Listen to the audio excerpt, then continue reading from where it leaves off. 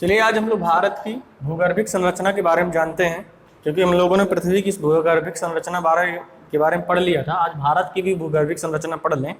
भूगर्भ का मतलब होता है पृथ्वी का जो गर्भ है, यानी उसमें जो जितनी भी चट्टानें पाई जाती हैं, कौन कौन सी काल की चट्टानें पाई जाती हैं, वो हम लोग पढ़ेंगे। तो इसमें मुख्यतः 6 प्रकार की चट्टानें पाई जाती हैं, जैसे कि पहला आर्किन क्रम की चट्टानें हो जाती हैं, दूसरा धारवाड़ क्रम की चट्टानें हो जाती है, तीसरा कुड़प्पा क्रम की चट्टानें हो जाती हैं, चौथा आपका विंध्य क्रम की चट्टानें हो जाती है, पांचवा आपका गोंडवाना क्रम की चट्टानें हो जाती है, छठवां आपका दक्कन ट्राइब की चट्टानें हो जाती मानी जाती हैं। ठीक है, तो इसमें हम सबसे पहले आर्किन क्रम की चट्टानों के बारे में देखते हैं। तो आर्किन क्रम की चट्टानें सबसे प्राचीन चट्टानें मानी जाती हैं, कि ऐसा माना जाता है कि पृथ्वी की जब उत्पत्ति हुई थी तब से ये चट्टान तब इन चट्टानों का निर्माण हुआ था। तो इस वजह से हम कह सकते हैं कि भारत में आर्किन क्रम की चट्टानें बृहद विश्व की सबसे प्राचीन चट्टानें, भारत में सबसे प्राचीन चट्टानें भी पाई जाती हैं। विश्व की सबसे प्राचीन चट्टानें, ठीक है, भारत में पाई जाती हैं। कौन सी? आर्किन क्रम की चट्टानें। लेकिन इसमें जीवाश्मों का अभाव रहा है, यानी इस समय तक जीवों की उत्पत्ति नहीं हुई थी, तो इस वजह से यहाँ पे जीवाश्म भी नहीं मिले। इनका विस्तार कहाँ कहाँ पे है? इनका विस्तार तमिलनाडु में है, उड़ीसा में है, एमपी में। ठीक है, ये देख सकते हैं आप लोग, ये तमिलनाडु में आर्किन क्रम का है, ये तमिलनाडु में है, उड़ीसा में थोड़ा सा हो जाता है, और यहाँ भी थोड़ा सा। ठीक है, तो यहाँ पे इनका विस्तार माना जाता है। ठीक है, इसमें सब एक ही क्वेश्चन बन सकता अगर बनेगा कि सबसे प्राचीन चट्टानें कौन सी हैं, तो हम लोग बताएंगे आर्किन क्रम की चट्टानें। दूसरा आ जाता है धारवाड़ क्रम की चट्टानें। इन्हीं का अपरदित रूप है धारवाड़ क्रम। जब ये चट्टानों का जो है ऊपरी सतह अपरदित हो गया तो उनको बोल दिया गया धारवाड़ क्रम की चट्टानें। अब ये धारवाड़ क्रम की चट्टानें जो हैं, ये धारवाड़ जिला के नाम से इन चट्टानों को जाना जाता है। धारवाड़ जिला कर्नाटक में है, और उस कर्नाटक के धारवाड़ जिला के नाम से चट्टानों का नाम पड़ा है। लेकिन इसमें भी जीवाश्मों का अभाव रहा है, जीवाश्मों की कमी रही, यानी इसमें भी जीवों की उत्पत्ति नहीं हुई थी। ठीक है, और धारवाड़ क्रम की चट्टानों में ही अरावली पर्वत का निर्माण हुआ है। अरावली पर्वत जैसा कि आप जानते हैं राजस्थान में है। राजस्थान में यहाँ से है अरावली पर्वत, जो कि प्रायद्वीपीय पठार का उत्तरी हिस्सा अरावली पर्वत से ही शुरू होता है। तो अरावली पर्वत आपका यहाँ पे है राजस्थान में, ऐसे खड़ा हुआ है पूरा। ठीक है, तो धारवाड़ क्रम की चट्टानें, जीवाश्मों का इसमें अभाव रहा है। अरावली का निर्माण, विस्तार इसका कहाँ है? विस्तार इसका कर्नाटक में। मेन इसका देखिए, मुख्यतः इसका विस्तार कर्नाटक में ही माना जाता है, बाकी एमपी में है, थोड़ा सा गुजरात में भी है, लेकिन मुख्यतः इसका विस्तार कर्नाटक में ही माना जाएगा। क्योंकि कर्नाटक में इस वजह से माना जाएगा क्योंकि धारवाड़ की जो चट्टानें हैं, धारवाड़ जिला कर्नाटक में ही स्थित है। इस वजह से मुख्य रूप से चट्टानें आपकी धारवाड़ जो है कर्नाटक में ही पाई जाती हैं। इन चट्टानों में खनिज बहुतायत मात्रा में पाया जाता है, यानी खनिज संपदा इसमें बहुत ज़्यादा मात्रा में इस प्रकार की चट्टानों में पाई जाती है। जैसे आपका लोहा हो गया, सोना हो गया, मैग्नीज हो गया, चांदी हो गई, इस तरह के जितने भी सारे खनिज है, जितने भी सारी धातुएं हैं, ठीक है, वो सारे के सारे इसमें खनिज पदार्थ पाए जाते हैं। और खनिज पदार्थ की बहुतायत होने के कारण इस क्रम की चट्टानों को समृद्धि चट्टान भी कहा जाता है। तो ये सिर्फ एक ही इम्पॉर्टेंट इसमें क्वेश्चन बनेगा, और वो सबसे ज़्यादा इम्पॉर्टेंट होगा अगर इस सेक्शन से पूछा गया भारत की भूगर्भिक संरचना से, तो यही क्वेश्चन बार बार पूछा जाता है और पूछा गया है कि समृद्धि युक्त चट्टानें या कौन सी ऐसी चट्टानें हैं, किस क्रम की ऐसी चट्टानें हैं जिनमें खनिज पदार्थ बहुत ज़्यादा मात्रा में पाया जाता है। तो हम लोग देंगे कौन सा? धारवाड़ क्रम की चट्टानों में खनिज की मात्रा सबसे ज़्यादा पाई जाती है। धारवाड़ क्रम की चट्टानों का अपरदित रूप ही है कौन सा? कुड़प्पा क्रम की चट्टानें। कुड़प्पा क्रम की चट्टानें भी कुड़प्पा जिले है, किसी जिले के नाम पे ही पड़ी हैं। कुड़प्पा जिला आपका आंध्र प्रदेश में पड़ता है। आंध्र प्रदेश में मुख्यतः ये पाई जाती हैं, आंध्र प्रदेश में कुड़प्पा क्रम की चट्टानें। ठीक है, इनकी उपयोगिता सिर्फ इतनी है कि ये यहाँ से बालुआ पत्थर आपको मिलता है, चूना पत्थर आपको मिलता है, संगमरमर, यानी जो थोड़ी बहुत धौन की सामग्री है वो जो है इस कुड़प्पा क्रम की चट्टानों से मिलता है। ठीक है, उसके बाद में आ जाता है विंध्य क्रम की चट्टानें, यानी कुड़प्पा क्रम की चट्टानों के बाद विंध्य क्रम की चट्टानों का उसमें जो है मिलता है। ठीक है, उसके बाद विंध्य क्रम की चट्टानों का विकास हुआ है कुड़प्पा क्रम के बाद। इसमें सबसे इंपॉर्टेंट क्वेश्चन यही बन जाता है कि कौन से ऐसे क्रम की चट्टानें हैं जिसमें जीवाश्मों के प्रमाण मिले हैं। तो सबसे आपको यही बताना होगा कि विंध्य क्रम की चट्टानें हैं जिसमें जीवाश्मों के प्रमाण हमको मिले हैं। ठीक है, इसका विस्तार कहाँ, हाँ इसका विस्तार हम लोगों ने नहीं देखा। इसका विस्तार आपका कुड़प्पा क्रम का आंध्र प्रदेश में है, थोड़ा सा राजस्थान में भी पाया जाता है। ठीक है, विंध्यन क्रम हम लोग पढ़ रहे थे, तो विंध्यन क्रम का विस्तार हम बता दें आपको। मालवा का पठार आप देखे होंगे, सोन घाटी देखा होगा। मालवा का पठार आपका अरावली पर्वत, हमने बताया था कि अरावली पर्वत यहाँ पे है। अरावली की दक्षिण में स्थित आपका मालवा का पठार है, यानी यहाँ पे स्थित मालवा का पठार है। ठीक है, तो मालवा के पठार में, सोन घाटी में, ठीक, तो ऐसी जगहों पे ये विंध्यन पूरा जो है विंध्य पर्वत आप देखोगे, विंध्य पर्वत आपका यहाँ पे स्थित है। विंध्य पर्वत के आसपास का जितने भी सोन नदी घाटी वगैरह है, ये सारे के सारे क्षेत्रों में ये पाया जाता है, यानी एमपी वगैरह में। इसके बाद में आ जाता है गोंडवाना। ठीक है, गोंडवाना क्रम की चट्टानें, ऐसा बताया जाता है कि कार्बोनिफेरस युग में धरती में अचानक दरारें पड़ी हैं। दरारें पड़ने से धरती का हिस्सा कुछ दब गया, और दबने से उसमें जितनी भी बड़ी बड़ी वनस्पतियां थीं वो दब के उसी दरारों में दब गईं, और दबने के फलस्वरूप वहाँ पे कोयले का निर्माण हुआ। काफ़ी समय बाद उस वहाँ कोयले का निर्माण हुआ। तो ऐसा बताया जाता है कि भारत में जितना भी कोयला प्राप्त होता है, टोटल कोयला जितना भी प्राप्त होता है, 90% कोयला, 98% कोयला यानी 98% कोयला आपका गोंडवाना काल की चट्टानों से ही पाया जाता है। तो इसमें यही क्वेश्चन बन जाएगा कि सबसे ज़्यादा कोयला किस क्रम की चट्टानों में पाया जाता है, तो आपका गोंडवाना क्रम की चट्टानें आपको बताना होगा। और ये मुख्यतः आपका घाटियों में पाया जाता है। घाटी में मतलब यहाँ पे आपके मुख्यतः पाया जाएगा, सोन नदी घाटी, महानदी, यानी जितनी भी नदी घाटियों में ही ये जो है पाया जाता है। ठीक है, दक्कन ट्रैप में देखिए लिखा है मेसोजोइक युग के अंतिम चरण क्रेटेशियस युग में।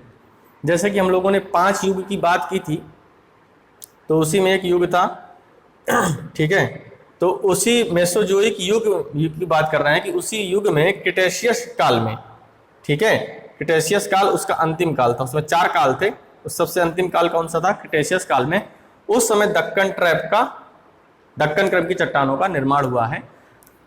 इसमें ऐसा हुआ है कि इसमें दरारें पड़ी, जैसा कि इसमें हम लोगों ने बताया विंध्यन क्रम की, तो इसमें भी उसमें मेसोजोइक युग में इसमें दरारें पड़ी, और दरारों पड़ने से इसमें लावा का उद्भेदन हुआ।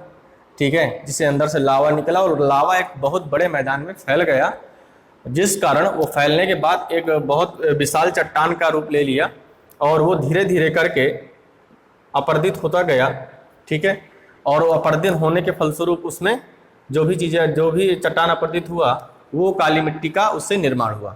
ठीक है, तो इसमें बस, और इसका मुख्यतः क्षेत्र कहाँ पे है? तो मुख्यतः क्षेत्र आपका ये दक्कन का आपका महाराष्ट्र हो जाएगा, थोड़ा सा गुजरात हो जाएगा। तो इसका विस्तार मुख्य रूप से आपका महाराष्ट्र और गुजरात में ही पाया जाता है। ठीक है, ठीक है, तो ये एक सामान्य सी जानकारी रही है कि कम से कम हमें भारत की जो चट्टानें हैं, चट्टानों के बारे में जानना चाहिए कि भारत में कौन कौन सी चट्टानें पाई जाती हैं। जैसे कि हम लोगों ने पृथ्वी के बारे में पढ़ा था, उसी प्रकार भारत में भी हमारी चट्टानें पाई गई हैं। ठीक है, तो थोड़ा सा इसके बाद में आज से हम लोग भारत का भू आकृतिक प्रदेश देखेंगे। ठीक है, भारत का भू आकृतिक प्रदेश। ठीक, 1 मिनट। तो जैसा कि हम लोगों ने ऐसा बताया कि आज भारत का भू आकृतिक प्रदेश पढ़ेंगे। ठीक है, यानी आपकी भारत की जो जमीन है, उस जमीन में कितने पर्वत हैं, कितने पहाड़ हैं, ठीक है, कितने मैदान हैं। ठीक है, तो ये सारी की सारी किस्में आ जाएंगी। भू आकृतिक मतलब भूमि की आकृति कैसी है, तो भूमि की आकृति बनी कैसी है? मैदान से बनी है, पर्वत से बनी है, पठार से बनी है, पहाड़ से बनी, पर्वत है पहाड़ एक ही चीज है, पहाड़ियों से बनी है। तो इस प्रकार हम बता सकते हैं कि भारत का भू आकृतिक प्रदेश कैसा है। तो वो चीज आज हम लोग थोड़ा सा जानेंगे। तो भारत का भू आकृतिक प्रदेश मुख्य रूप से देखा जाए, जैसे कि मान लीजिए 4 भागों में बटा हुआ है। पहला आपका आ जाता है पर्वत, ठीक है। दूसरा आपका आ जाता है पठार या पहाड़ी, लिख लो इसके बाद, क्योंकि पर्वत का ही छोटा रूप आपकी पहाड़ी हो जाती है। तीसरा आपका पठार आ जाता है, और चौथा आपका मैदान आ जाता है। यानी इतनी चीजें आपकी भूमि की आकृति निर्धारित करती है कि भूमि में इतनी चीजें, पर्वत होंगे, पहाड़ियां होंगी, पठार होंगे और मैदान होंगे। इसके अलावा कुछ होगा क्या उसमें? जो भूमि की आकृति, ठीक है, ऊंचा। तो हम लोग पर्वत के बारे में जानते हैं। कि हमारे पूरे भारत में पर्वतों का परसेंटेज कितना है, तो लगभग हम बता सकते हैं कि आपका 11% 11% आपका पर्वतीय भाग है पूरे भारत में। इसके बाद पहाड़ी कितना हो जाता है, पहाड़ी आपका 18% हो जाता है। ठीक, पठार पठार आपका 28% हो जाता है। लगभग पूरे भारत में 28% पठार होता है, पठार है। मैदान, बाकी का बचा हुआ भाग लगभग 43% आपका मैदान के अंतर्गत आ जाता है। तो इस प्रकार हमारे पूरे भारत में 11% पर्वत माने जाए, पर्वत हैं। 11% पूरे एरिया का, भारत का पूरा एरिया का, ठीक है, 11% भाग में पूरे पर्वत स्थित हैं। पहाड़ी पूरे भारत के 18% भाग में पहाड़ी स्थित है। पठार पूरे भारत के 28% भाग में पठार, और मैदान में पूरे भारत का 43%।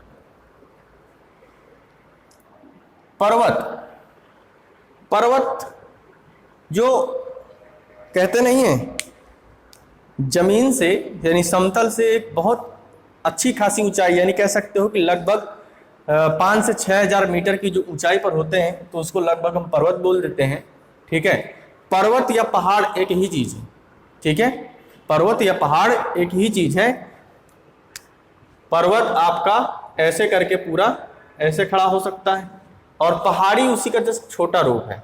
ठीक है, पहाड़ी उसका छोटा रूप है। इनका तीव्र ढाल होता है, ढाल इनका बहुत तेजी वाला होता है।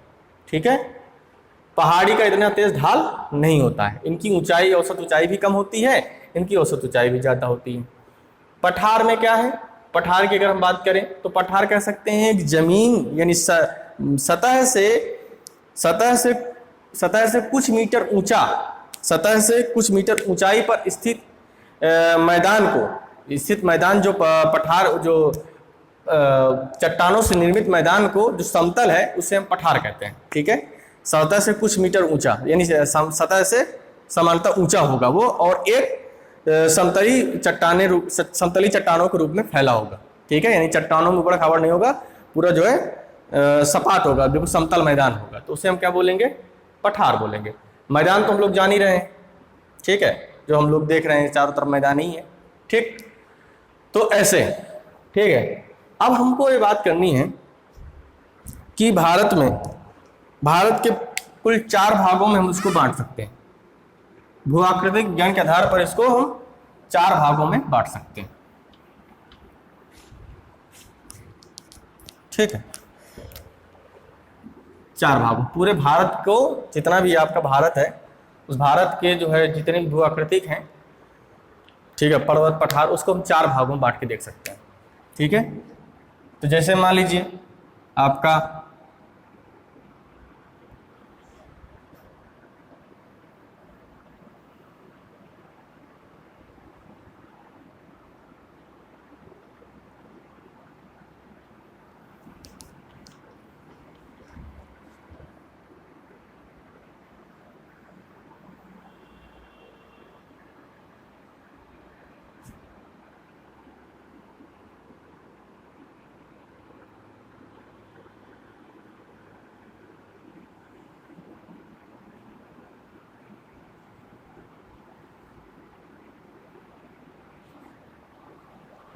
एक थोड़ा चित्र बनाएं।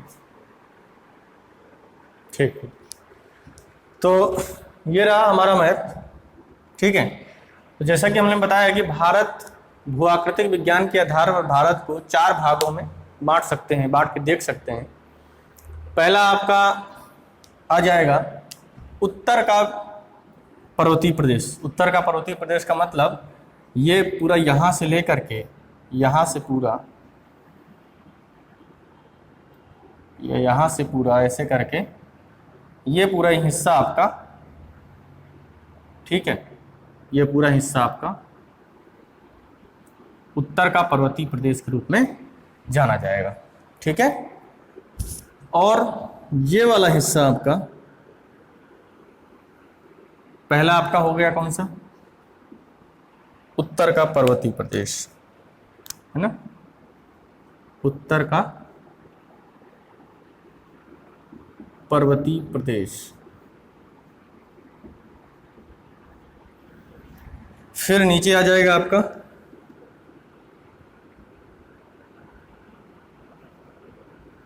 दक्षिण का या दक्षिण भारत का पठार। ठीक ठीक है। और इन दोनों के बीच में मध्य विशाल मैदान। ठीक है।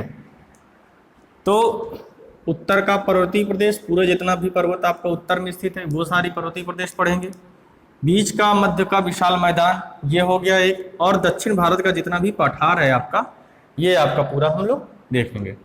ठीक है। इसके बाद में ये यहां से लेकर के और यहां से ऐसे करके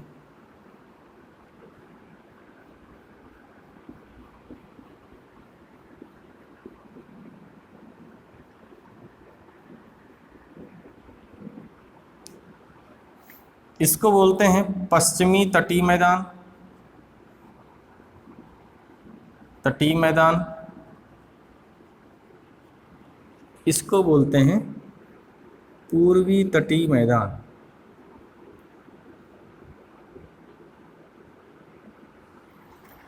ठीक है। तो 4 भाग हो गए।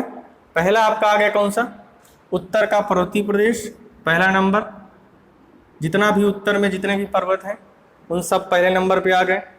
दूसरे नंबर पे हम लोग मध्य का विशाल मैदान रख सकते हैं। एंड तीसरे नंबर पे आपका दक्षिण भारत का पूरा पठारी क्षेत्र रख सकते हैं। और चौथे में आ जाएगा उत्तर पश्चिम और पूर्व के तटीय मैदान। और इसके बाद में उसी में लक्षद्वीप भी जोड़ सकते हैं। तो 4 के 4 भाग आपके, ये आपके चौथा है ना। तो 4 भागों में पूरे भारत को हम डिवाइड कर दिए।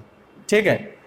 अब जैसे मान लीजिए अब एक एक करके अगर पढ़ेंगे तो उत्तर का पर्वतीय प्रदेश, ठीक है, उत्तर का पर्वतीय प्रदेश भी कई भागों में बढ़ जाता है। ठीक है।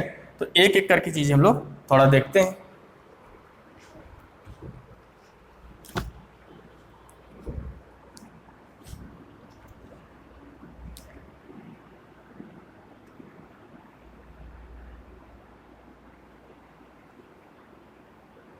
चलो लिखा रहेगा तो दिक्कत नहीं, जगह तो।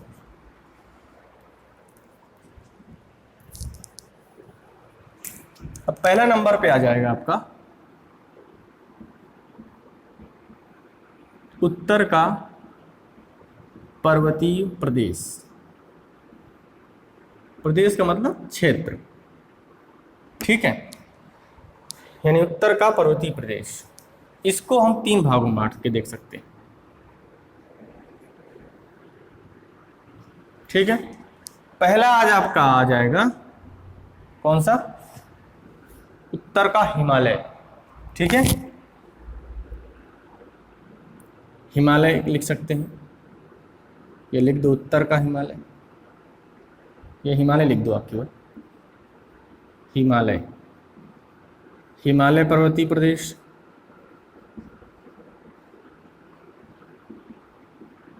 और दूसरा आपका आ जाएगा ट्रांस हिमालय। अब उत्तर की हम पर्वतीय प्रदेश पढ़ रहे हैं, दूसरा आपका ट्रांस हिमालय।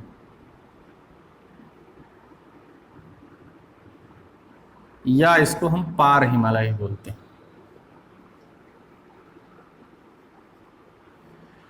और तीसरा आपका आ जाएगा पूर्वांचल की पहाड़ियां। पूर्वांचल की पहाड़ियां। ठीक है। तो ये इस प्रकार हम अब एक एक करके चीजों को पढ़ा जाएगा। उत्तर का पर्वतीय प्रदेश पढ़ेंगे। अब हिमालय के बारे में, हिमालय पर्वतीय प्रदेश यानी उत्तर में जितना भी हिमालय फैला हुआ है, जहाँ से लेके यहीं से लेके पूरा यहाँ तक जो भी हिमालय फैला हुआ है, तो पहले इसको पढ़ेंगे। फिर आपका ट्रांस हिमालय ऊपर वाला हिस्सा पढ़ेंगे। फिर आपका पूर्वांचल में वो छोटी छोटी पहाड़ियाँ हैं उनको पढ़ेंगे। ठीक है। तो हिमालय और ट्रांस हिमालय, पूर्वांचल की पहाड़ियाँ, कल से हम लोग उत्तर भारत का, उत्तर का पर्वतीय प्रदेश स्टार्ट करते हैं। ठीक है।